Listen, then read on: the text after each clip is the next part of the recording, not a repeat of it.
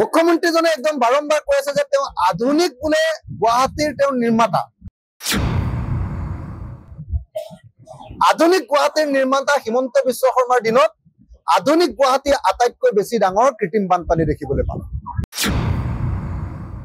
গুৱাহাটীত যিটো কৃত্ৰিম বান হৈছে এইটো চাগে গুৱাহাটীৰ ইতিহাসৰ ভিতৰতে সৰ্ববৃহৎ কৃত্ৰিম বান।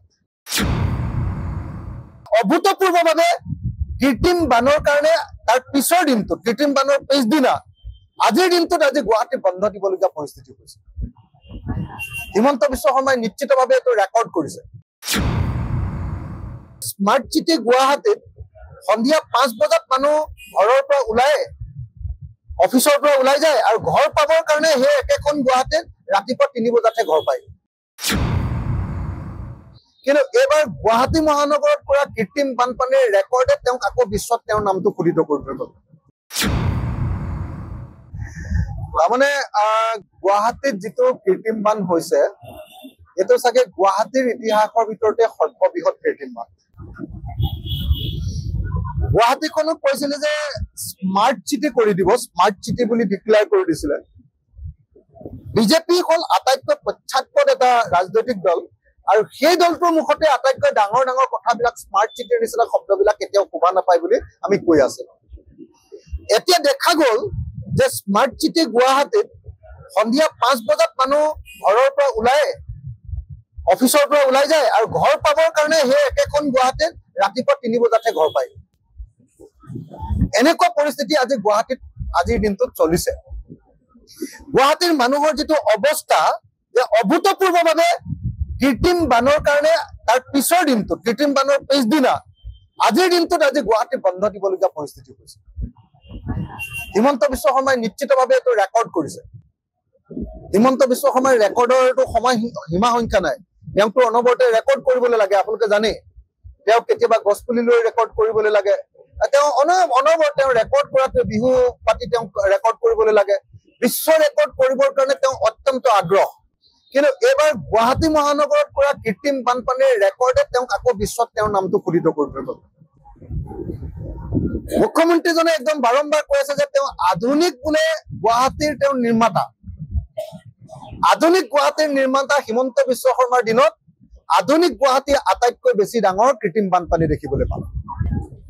গতিকে ৰাইজৰ দলৰ সভাপতি হিচাপে আৰু অসম বিধানসভাৰ এজন বিধায়ক হিচাপে মই দাবী উত্থাপন কৰিছো যে এই বিষয়টোৰ ওপৰত অসম কেবিনেটৰ জৰুৰী বৈঠক আহ্বান কৰিব লাগে।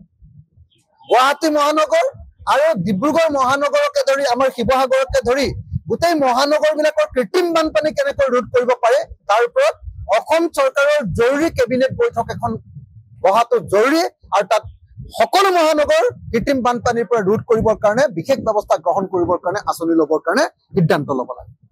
দ্বিতীয় কথাটো হ'ল যে অশোক সিংঘালৰ নিচিনা লুটাৰুবিলাকক যদি মহানগৰৰ দায়িত্ব দি দিয়ে। আপোনালোকে সকলোৱে জানে যে অশোক সিংঘাল বেপাৰী মানুহ। তেওঁ অসমলৈ আহিছে লুটিবৰ কাৰণে।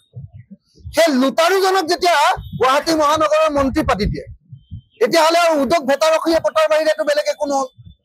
গতিকে উদ্যোগ ভেটাৰখীয়া পাতিছে এতিয়া অকল টকা চাৰিওফালে খাব খোজে, নিজে বিল্ডাৰ নিজৰ বিল্ডিঙৰ পাৰ্মিশ্যন উলিয়াই ল'ব খোজে। গতিকে গুৱাহাটী মহানগৰৰ এনেকুৱা কৃত্ৰিম বানপানী নহয় কি হ'ব কওক।